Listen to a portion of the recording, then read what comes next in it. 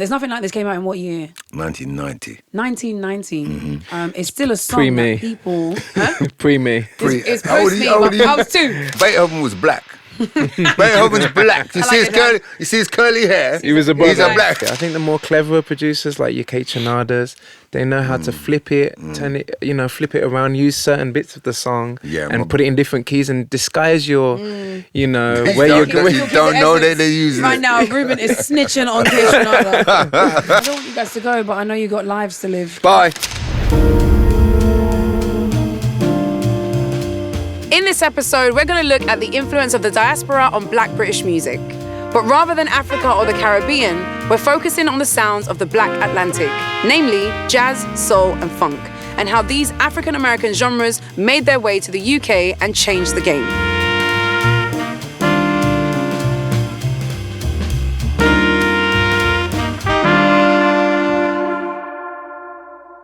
Afrobeat, hip-hop, lovers rock, jungle, UK garage, grime, Afro swing. With its fusion of Caribbean, African, and American sounds, all served with a UK twist, Britain can claim to be black music's most innovative hub. This is Sounds of Black Britain. This episode is all about soul, funk, and jazz, and the continuing influence of these African-American styles on the UK. I'm delighted to have Omar and Reuben James here with me to break things down.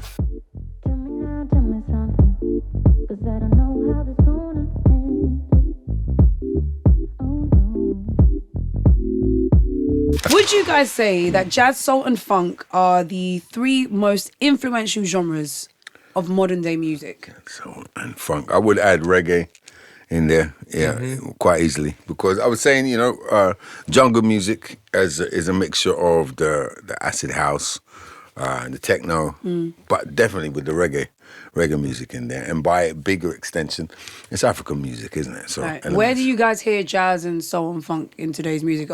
I would say, just so people can really get an understanding, in popular culture, where have been some recent places where you've seen it in popular culture? I mean, jazz especially, in terms of like the harmony, you got people like Drake and Kendrick. Even Beyonce's new record, they're just drawing for samples. Everyone's drawing for those amazing jazz samples, and it's been happening since, the 80s and beyond. It's amazing that it's coming back in terms of like people in popular culture are looking for that intriguing harmony, because there's only so many like things like rhythmically with the beats that people can be doing, and now everyone's just looking for that lush harmony because that's what really spikes the emotions. Would you say that there is one place, one location, one city, one town that we can trace jazz back to, that we can trace funk, that we can trace soul back to? Where would that be? And if it's not that specific, that's give us harder, just man. I mean, some of that funk. Africa, it's all Africa. It's really. Africa where the roots are. That was what I wanted you to say. I just set you up and you took it. Thank you. Absolutely, and that's where the roots are. But they can come spring from anywhere, right? Yeah. A lot of people got influenced by the funk music in Aberdeen. If you check that out, I mean what's the name of the band? The Average White Band. You know what I mean? Got their, you understand? They got their influence. James Brown's favourite band. Well, there you go. So, I mean, they definitely got influenced by James Brown. James Brown was from where? Was he Louisville? I'm not 100% sure. Kentucky, probably? Yeah. Something like that. Jazz is essentially, a lot of people say New Orleans. New Orleans is kind of...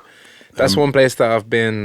When I got there, I was like, okay, this is where jazz belongs. Really? It's in the people's blood. It's in the sweat, the tears. It's in the streets. And it's the most inspiring place. And everyone can play drums, piano, bass, sax, trumpet. That explains Reuben walking into the studio today, guys, looking for any form of instrument. It didn't matter what it was. He just wanted to play it.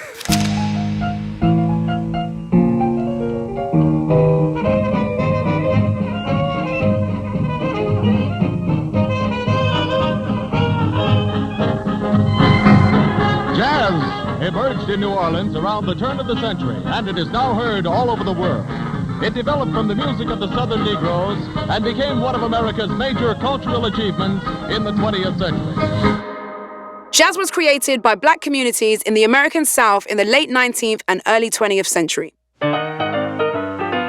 Growing out of blues and ragtime music, it's a genre that's firmly rooted in the African American experience and is considered to be the US's first wholly original musical genre. Despite the racism and segregation of the time, jazz was America's leading cultural force by the 1920s. It went worldwide and has been popular in the UK since before the Second World War.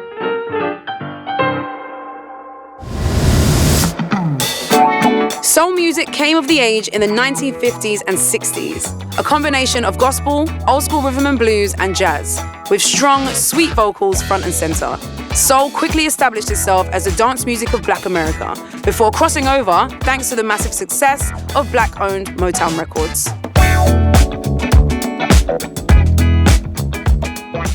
Funk grew out of soul in the mid-1960s. Rather than the catchy melodies of Motown, funk catered to the dancers in the party and focused on the downbeat, developing a sound that was heavy on rhythm, bass, and percussion.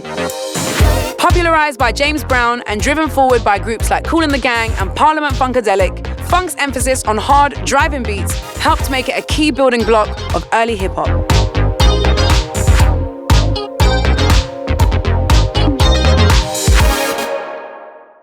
So you grew up in Birmingham. And Omar, you grew up? Well, I was born in London, grew up in Canterbury, Manchester, back to London. Right. So give me an idea of when jazz and soul and funk came into your homes, into your houses, and into your ears. And where did you see it? Where was it?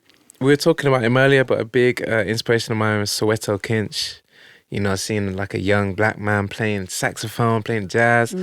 For me, coming up, I was like, oh, wow, it's, you know, people like me are doing it, right, which was amazing to see. And where was he from? He's from Birmingham as well. And so you saw him where? On TV or you? No, he came and did, I was playing in a community big band called the Notebenders. Yeah. Set up by Andy Hamilton, who was like a Birmingham legend from Jamaica.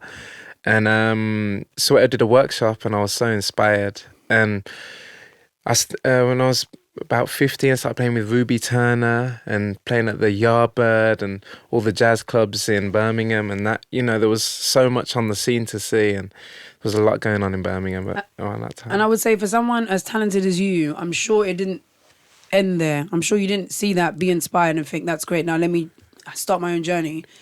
Tell us a little bit about when you went back a bit into the history of jazz and of music, I guess, in general. A lot of things that inspired me was obviously my mum and dad's record collection, which was so extensive. And being from like dual heritage, you know, my dad would be playing Bob Dylan and, you know, Steely Dan. And then my mum would be playing like Bob Marley and lots of Lovers Rock.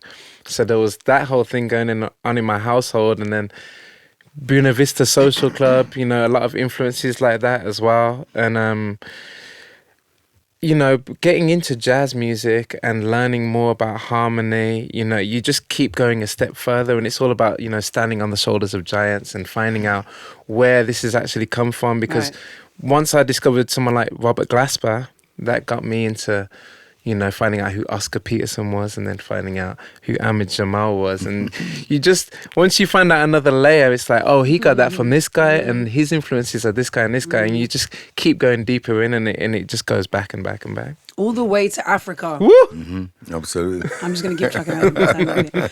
What about you? I don't like calling you Omar. Why? What? I want to call you Ohms? a more Babes. respectable name. Did you say babes? Darling. I'm not going to call you babes. Sweetheart. Darling. Are you comfortable with that? I was raised in a Nigerian home. I'm not supposed to call Mr. Omi. respectable Yeah, no, that's what people call me. Yeah, if you know me well, then you call me Omi, or that's what my brother calls me. Oh man, that's too much. My now. siblings. Now That's too. I'm going too far that way. Okay, yeah. What? So, Omi. No, look. Well, listen.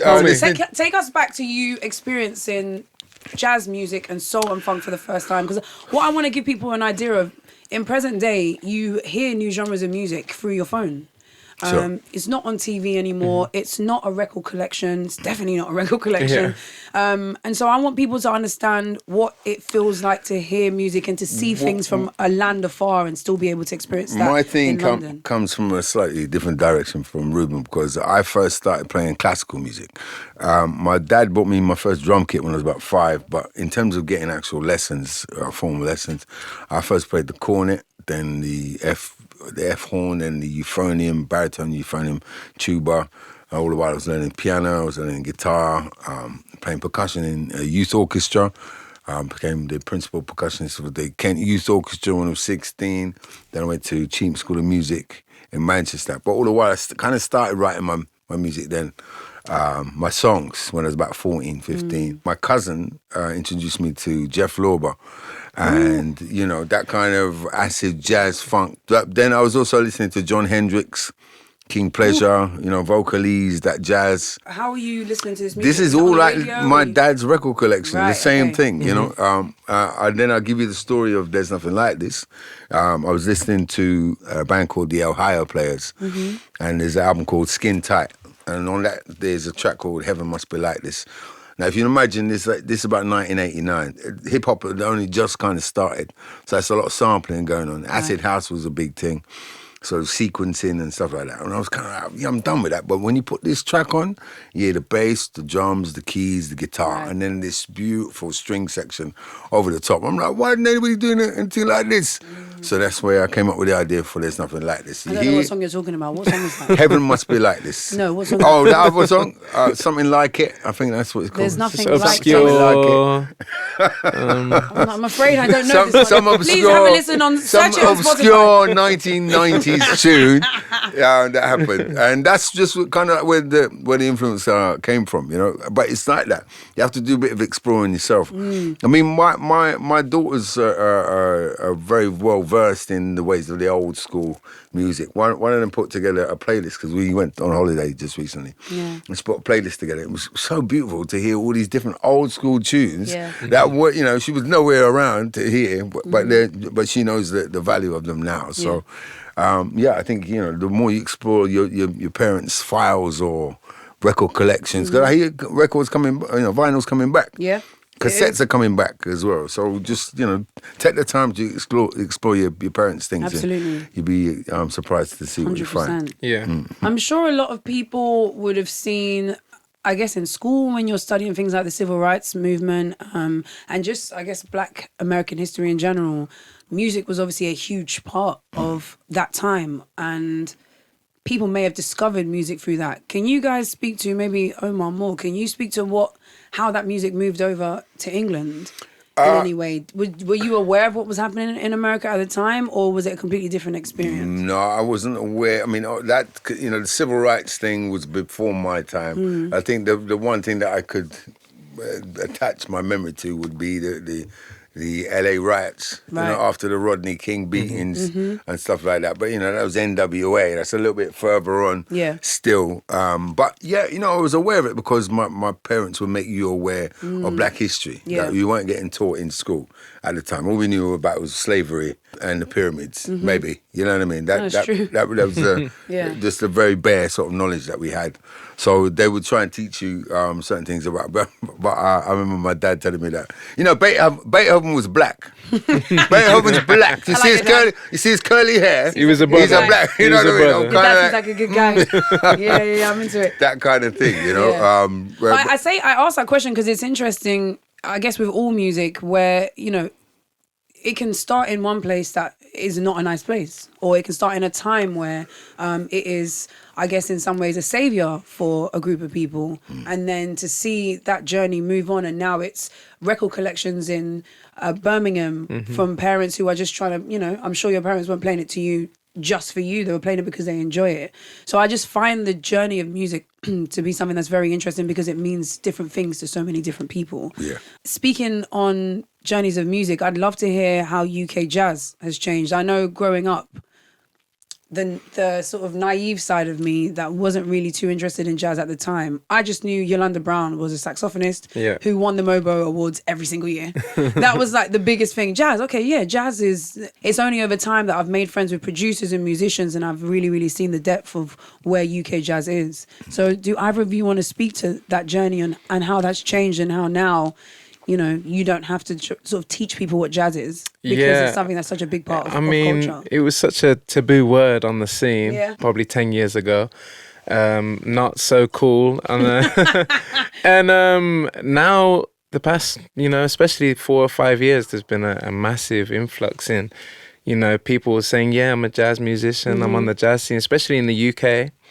And, you know, I was actually away on tour with Sam Smith for like 7 years. So I saw my friends from jazz school, like, you know, Ezra Collective and Nabaya Garcia, Reuben James, all doing such amazing things. And I was like, man, I need to get back to England. Like, it's really popping off, like Shabaka Hushkins.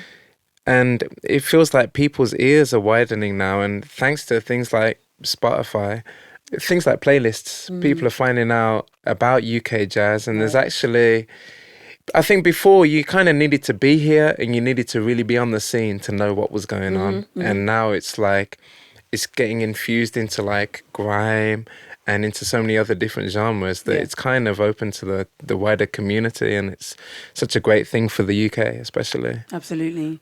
Can you talk to Omar what you think it is? Who does the music fans of soul and jazz, who do we owe a huge thanks to? Where did you see a turning point in which Me, of course. Well, I mean, come on. Where do you think that? You know, you're trying to give someone. I was trying to give him like a space to be humble, and he said, "No, it's me." And now I'm leaving to go and do some show. I'm going to do something else. I got time is money. But speak to it because it's important. I want people to understand that because every single person makes a difference, right? When Reuben's talking about Ezra Collective and people actually putting in the work for him to even feel like I need to come off tour and come back home, it's because every single person's doing the work. I don't know if there's a specific moment. Stuff happens from time immemorial, or however you pronounce it. You know, I was listening to Incognito when I was about 7 years old. I remember actually getting my drum lessons in a rehearsal room, and I could smell fried eggs. I'm like, why can I smell fried eggs? Because up above there was a calf, and then I learned it was the Incognito's rehearsal room. So this thing got, you know, you're talking about Southern Freeze and all them other brass construction, and Courtney Pine, and you know, Jazz Warriors and all stuff like that. Everybody's been turning that wheel, you know. But I seriously do think that we over here in the UK have a more unique style of making music, and it's I said it before in this documentary we were talking about jungle, but it's the same thing. It's lively up yourself and knees up Mother Brown. Do you know what I mean? It's that specific blend of two different styles, which really goes together well. Do you know what I mean? That's why you see skinheads dancing to reggae music. You know what I mean? To ska music as well. It's that kind of thing that you're not going to get in any other country. I don't know why, because there's enough mixture everywhere. But for us, it's the kind of thing that just makes sense over here. That you can use your history and and make it work. So Omar is the only person we should thank for the soul scene in the UK being what it is. Who would you say is repping it now, though? Who do you think you've passed the baton to? I see people like Joel Culpepper, Leanne LaHavis, Ego LMA, there's Kareem Bailey Ray. Yeah, man, there's enough, You keep going, and they're getting younger and younger. This is what we were talking about before. Can you stop doing it so bloody young? So leave some room for the old people, please. Yeah, the soul scene in the UK is now for 8 years old. Right, it's insane. I think there's a lot more personality here as well than we get credit for, because I think there's a lot of technical beasts coming out of like New York, especially when you think about jazz, and everyone's like, that's the pinnacle of jazz. If you can play in New York, if you can hang with those cats, you can hang. But then when you come over to London, I don't think it's as technically proficient, but I think there's a lot more personality. With things like the Beatles, they were trying to emulate the American rock bands, but not as good. But then Americans love it because it's English and it's a bit raggos, but it's got its own personality. So I feel it's the same thing on the jazz scene. People are just coming with their own stories, and it's more genuine from the heart, and that's why it's touching people. Tell us a little bit more about the mediums that support jazz, that support funk, and that support soul. Because for a lot of people, jazz music is live. It feels weird for a lot of people to think, oh yeah, I'm going to put on, it might feel weird for them to say, I'm going to put on a CD or I'm going to listen. But tell us more about the other mediums, because it's obviously a very live style of music. It is. But I personally would like to see more mediums supporting the art, such as soul or jazz. TV shows. It would be nice to have a TV show that was dedicated to jazz or to soul, you know what I mean? And UK soul. As well, how much time is that? There's Jules Holland and stuff, but it's like, he's trying to cover all the bases. It would be nice, for us to, this is, with the neo soul. This is everything that's coming out of UK. It's not just trying to get American when artists. they do the mobile awards, we don't get the televised thing. We get the thing round the back of the pub. You know what I mean? And Jazz actually was out of it for a couple of years. It's the mobiles. Yeah, they took it out and then brought it back. But then Jazz? It's still, yeah. Oh, they did the same thing to soul. I had to go on. I went on a red carpet with Bluey and Sean Patterson, saying, "Where's your soul?" And then they brought back the R&B stroke soul. So Slash jazz. Why do you slash guys funk. think that is the case? What is that about? Because statistically, there aren't less fans of jazz no, the R&B is different to soul. Yeah. You know what I mean? It's the modern version of it, and they were just trying to cut the soul. No, but why do you out. think in general what you guys are asking for? You're not asking for someone to, you know what I'm saying, to turn the earth upside down. You're asking for people to It's put on money for a as genre well. of music that has been around for a long time, but also something that we've said. It's money. It's a genre of music that has influenced modern day music, right? So why do you think you're saying it's money? Well, you know, we're getting a bit deep here, but you know, it's the black curriculum. Yeah. Well, if it's a white artist, you know, then it might be done as in the pop category. Okay. You know what I'm saying? Right. But if it's in the soul category and it's a black artist, it might not be televised, and it might have the same infrastructure behind It's it. the funny thing, you know. So after I did that protest as well, then I got nominated for an award, and then in that same category was Adele. So like, I'm not going to win against Adele, am I? You know what I mean? You do in my eyes, Omi. Thank you, sweetheart. You I'm do going in to my come eyes. to your yard when I collect my award next time. I will get you every award. I'll make them from scratch on a 3D printer. Thank you very much. I would definitely come for that. What about radio? Have you felt like radio has been something that's been consistent in the importance of the growth of UK jazz, funk and soul? When I first started out, and it's more easier to get your license now, and it with it's pirate stations. Yeah. That was the support that I got. Okay. For my music, That's you know. interesting. I didn't know that. When I released Nothing Like This in the first place, no national radio, no video as well, and I managed to get a chart position out of that. But that was just basically through the clubs and through the pirate stations. Right. You know what I mean? It's like your local network, your community network. Yeah. That's the support which really helped. And this is obviously the Black Curriculum podcast, and we know that you guys are listening, are doing your research. We've got playlists for you to listen to, but just so we hear it from the man himself. There's Nothing Like This came out in what year? 1990. 1990. It's still a song Pre-me. that people... Huh? Pre-me. It's How old are post me, you? How old but are you? I was 2. I was in 93. Oh my God. Well, minus what year was you? Minus 3, yeah. If we can bring in the... But this is why it's amazing, because it's a song that we still listen to today. So to hear that Pirate Radio was instrumental in being a part of that is amazing, because pirate radio is a huge part of our culture in Black Britain. Absolutely. So it's just great to hear that that's not only something that's happening in electronic music, that's grime and I'm you know indebted this is across the board. Indebted to the people that wanted to fight against the system, because the system obviously wasn't made to benefit us. Absolutely. You know what I mean? So things have kind of started to change, I think. Give me I'm sure you guys sit around all day and talk about other things outside of music, but I would love to just hear, what are some of the highlights, some of the lowlights? What are those things for you? I just would love to hear. Maybe a highlight and a lowlight is because the industry's changed so drastically in the past, even 3-4 years. You've got to be your own social media guru now, and you've got to be really tech savvy in promoting yourself. And it was amazing because I've reached so many people from different parts of the world that I never thought would even be possible. Right. But then on the flip side, it's like, you gotta make music and you gotta make videos and you gotta... I have to make one more TikTok and I throw my sacks on the floor. Exactly. It's literally a full-time job trying to run your own business. Yeah, and, absolutely. But Reuben, do you know what? The blessing is that you have a visible skill. As in, you can do something that is beautiful to just watch. Whereas some musicians don't have that. They're producers, they sit behind a computer, it's boring. Yeah. You know what I'm saying? Yeah. I don't want to hear you make a beat for 6 hours. So there is an element, I guess a positive within that is people want to sit and watch someone play an instrument, because not everybody can do that. Yeah. And you clearly can play all the instruments in the world. And I think the healing aspect as well, you were talking about a lot of the music coming from suffering and coming from pain, but a big reason why, you know, I make music, and I'm sure Omar's the same, especially in a live environment, when you get to see people from all walks of life and see how the music affects them and how people are coming for that healing experience.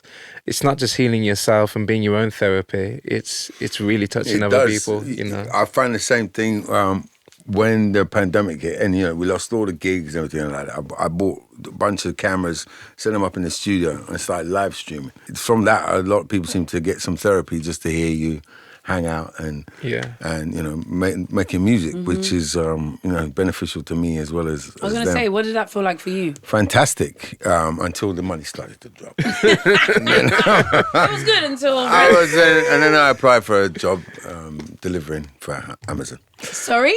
No, I'm joking. No. Oh, please, can you do that? No, I would love for you to turn up at my house with an Amazon delivery. no, I did do doorstop. No, you didn't. Serenades. Oh yeah, people paid me to turn up at their front door while they're obviously social distancing and sing the tune to them. I know this has nothing to do with anything, but what were you wearing? A robe. In my head, he's wearing a suit. And I was wearing a White suit. Yeah, this is it. You know what I'm saying? It'd be wrong to view jazz, soul, and funk as music of the past. There are still strong scenes in the US, UK, and worldwide for these beautiful genres. It's definitely true, though, that all three have been key in the development of newer styles, such as hip-hop, garage, and even reggae. I'm going to ask you a question that you don't have the answer to, Omar. Are you ready? Go for it. So, but I feel like you might be best placed. So you might have the answer, but I'm not sure. I've got faith in you. I like the way you set No that up. pressure. No. Set me up for failure. No, but the conversation is around ska or ska, as it's correctly pronounced. I've learned whilst recording and hosting this I went podcast. skia. Oh, wow. Don't make me say ska. Skia. I went from ska to ska to ska. To skia. Yeah. But I would love to hear from your perspective the crossover between ska and soul music. And soul music. Yeah. Is there a crossover? There Do you feel like there is one? is, but it goes way, way back. I mean, we're talking It's a similar tempo, I'd say. It's a I'd similar say they're thing. both I quite mean, up-tempo. they used to make a lot of, I mean, I can't even think of the examples of the songs, but they used to make the ska versions of the soul tunes, like Motown stuff. They used to make a lot of versions of those. Do you know what I mean? So it's quite easy just to sit there, Yeah. you know, in the middle of that. Bam, we got a ska tune, and it's black people doing it at the same time. So, Right. you know what I mean? Yeah. It's that sort of thing. It's not that far to reach in terms of imagination. I love that Reuben said they're the same tempo. It's as if he just heard them in his head. Yeah, he did. His metronome went off and he said, yep, same tempo. I can confirm. We spoke briefly earlier about how we hear funk, jazz and soul now in the new Beyonce album and Kendrick's music and Drake's music. It's going to be a long, long list. And we spoke also about sampling.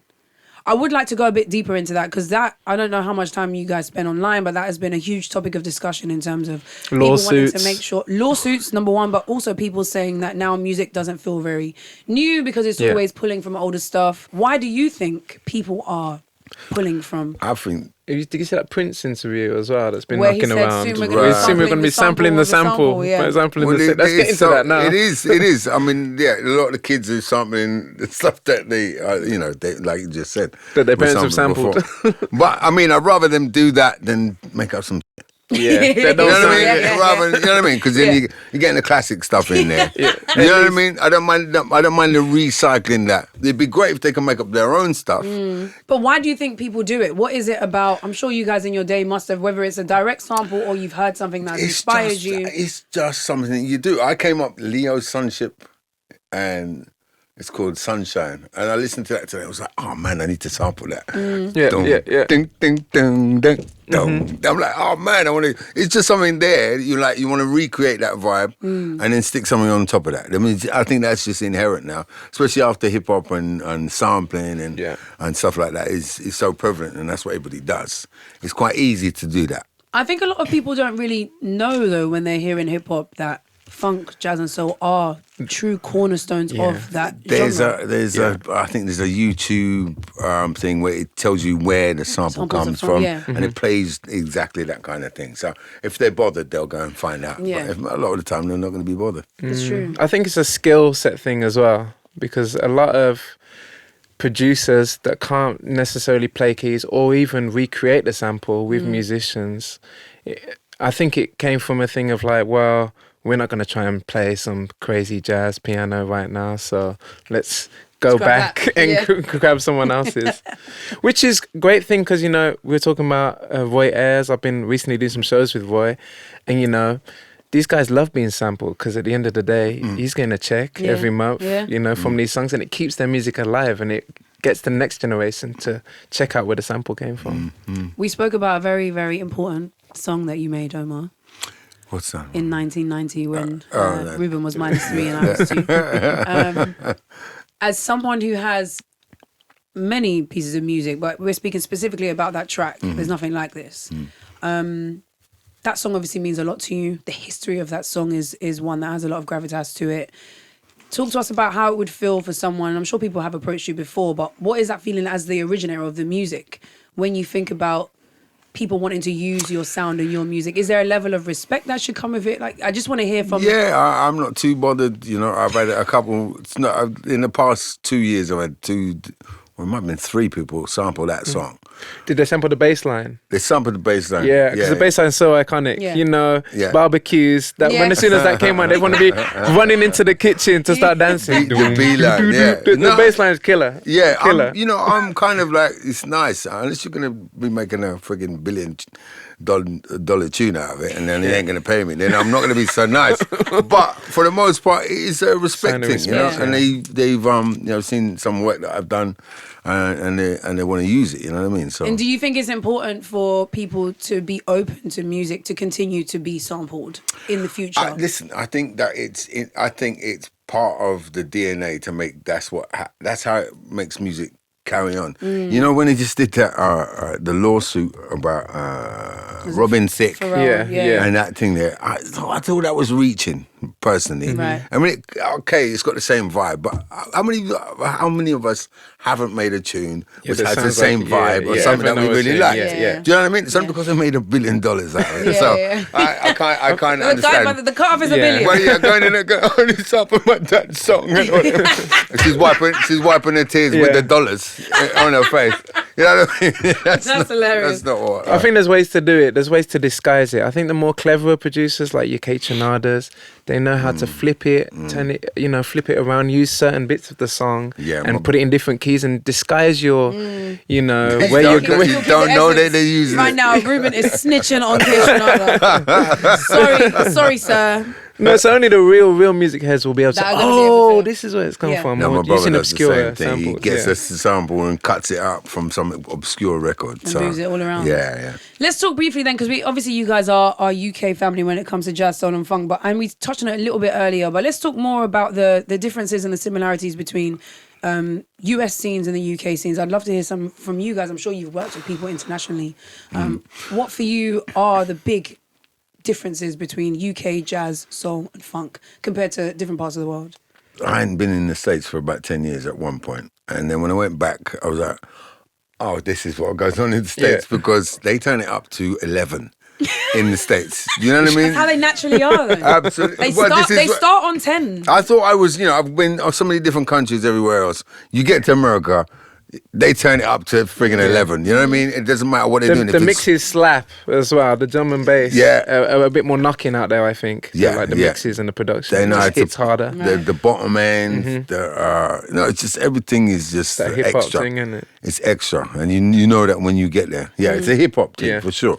Do you think then that UK jazz, soul and funk has struggled to find its own lane because America lives on 11 out of 10 all the time? The only difference is that there's millions of them over there. Right, you get me? Yeah. You can just be be selling in the R&B chart or the urban chart and make money. Whereas you do that over here, it's like, you know, 30,000, 40,000 people. Right. It's not the millions that you'd be selling as if you would over there. So the audience obviously is much bigger. Yeah. So this is us talking about the health of UK jazz, soul and funk when it comes to present day in the UK. Reuben, you said you were on tour for 700 years. Yeah, you wanted to come back and be with your peers who were building and growing the scene. So talk about where that scene is for you now. That scene, well, a lot of it grows on in jam sessions. That's where, you know, you meet other like-minded musicians, and it's a big reason why I came to London from Birmingham, so I could hit the jam sessions and see if I was good enough. Yeah. And were you? I think so, yeah. I didn't do too shabby. It starts off, you end up going, and then you wait till the very end, and people kind of look you up and down, and then eventually you get your little chance to play, and then you go again. And every single night I was in all the jam sessions in London. Right. And sorry, I'm going to cut you because I want you to paint a bit more of a picture for people that don't know what that is. So you're traveling from Birmingham all the way to London, and paint a picture of a jam session. So, there'd be Ronnie Scott's, there'd be Troy Bar, and you'd go, and as a musician, you'd kind of sit by the stage and you'd go and give your name up, and it would be an opportunity if they called you up. It's a big if. And, when you're hosting these jams, you've kind of got to size people up, and you never know who's going to be good. People who look good, might sound terrible. Yeah. You get certain guys coming in a suit that look great, and then they get on the mic and he's like, oh, God help us. So it's always difficult. And so that was the process that, certainly when I was coming up, everyone had to cut their teeth at the jam session. And that's where you learn repertoire as well, and learn how to play with human beings. Right. Not just, redoing yourself in your bedroom, playing with yourself. Yeah. That's another podcast. That's the After Dark. That's the Sounds of Black After Dark podcast. Exactly. But yeah, that's where I came up. Is that something that you still do now? Is that something that still happens within the scene? Still a big big thing for the young uns coming up, getting in on the jam scene. And I think it's the best place to learn your trade. Right. So who are you guys right now? If someone was to put an album out, what would get you excited? Who are the people within the scene that you think, yes, I want to hear this person, I want to hear more from this person? Whether they're completely unheard of or even someone that's been around for a long time, but you just love to hear some new music from them. Is there anyone on your minds, on your list? Kaidi Tatum. Oh, yes. Okay, yeah, the keys player. Yeah. Woo, he's amazing. He's ridiculous. Kadeem Terrell is somebody else. I've done a track with him, but his album is sounding pretty fat too. Amazing. So. What about you, Reuben? Anyone on your list? I mean, I'm a big Joel Culper fan as well. Can't wait for his new album. Yeah, absolutely. Echo LMA. Yeah. Little Sims. You had to get her in there at the end. And then last but not least, this is an impossible question, so don't stress out at all. But what I love to do is to give people, if they've heard all of this and they're excited about what we've been speaking about, and they just need that one entry point into soul, jazz and funk, I would love to hear from you guys. You can't say your own song, Omar. You can't say your own song. All right. Okay. Misha Paris. Should have known better.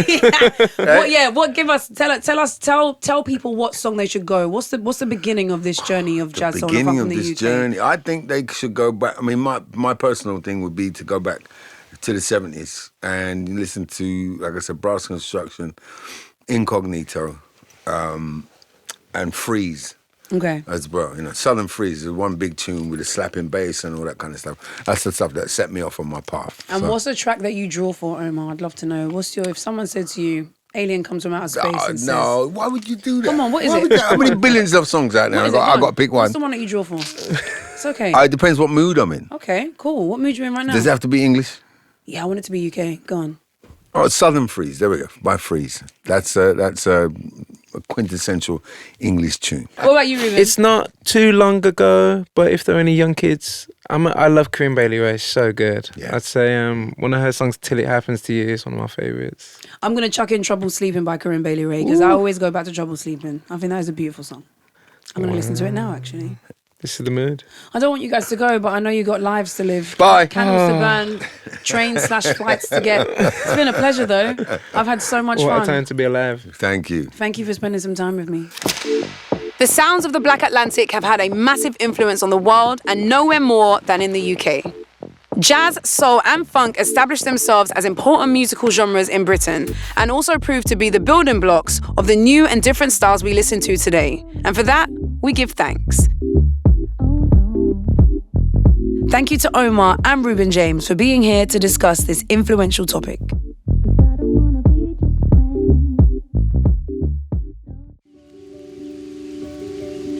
Next time, we'll be delving into part 2 of our look at sounds of the Black Atlantic and talking all things hip-hop. I can't wait for this one. Make sure you come and join me.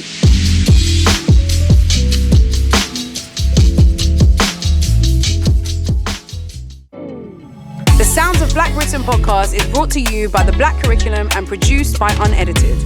Presented by me, Julie Adenuga. Our executive producer is Andrew Spence. The series producer is Sifa Inchi. Our assistant producers are Akeem Moore-Nickel and Buki Fadipe. This episode was filmed by JJ Jemio. The series is written by Drew Christie. Our sound designer is Tony Onuchukwu.